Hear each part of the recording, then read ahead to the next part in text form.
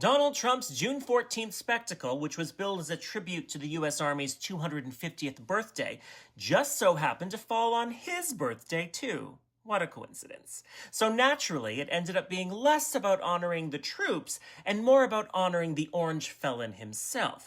Because if there's one thing Donald Trump can't resist, it's stealing the spotlight from people who actually deserve it. What should have been a moment of reflection for nearly 300 years of the U.S. military turned into a boot-stomping, jet-screaming, red, white, and gaudy pageant for one man's bottomless craving for applause.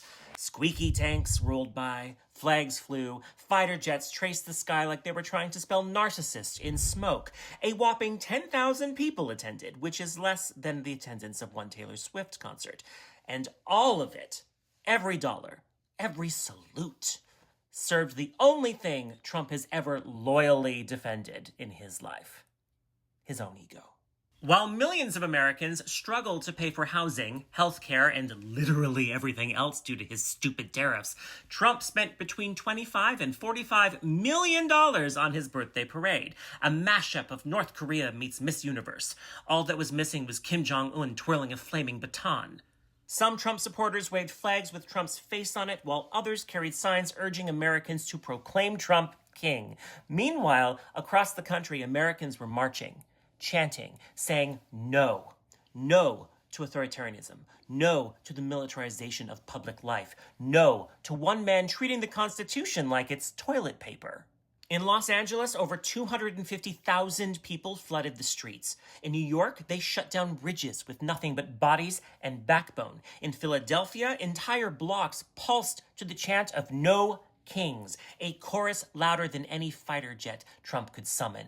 Protesters weren't just pushing back against Trump's parade. They were rejecting the idea that democracy should come second to one man's vanity. In LA, Trump's reaction to the protests was to rehearse for martial law. He deployed federal troops without the governor's consent to maintain order.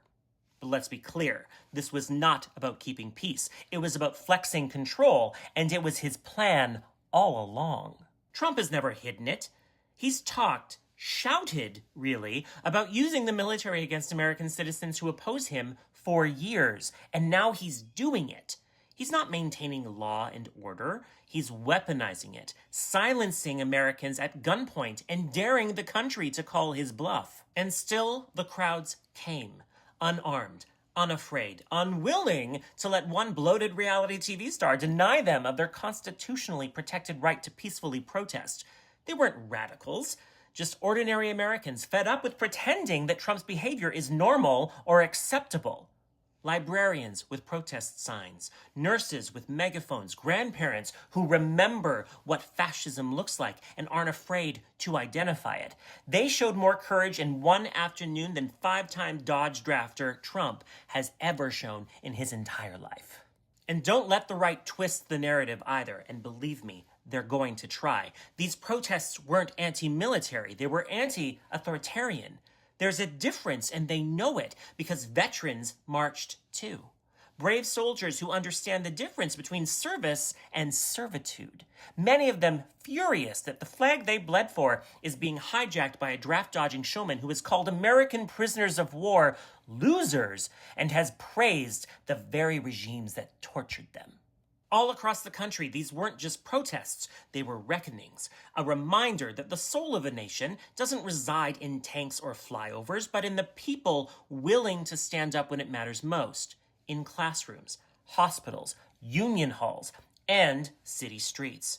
Americans are drawing a line, not just against Donald Trump, but against the creeping normalization of fascism dressed up in red, white, and delusion. And from my window in Canada, I applaud them. But I also watch. I wait and I worry, because democracy doesn't die quickly with a bang.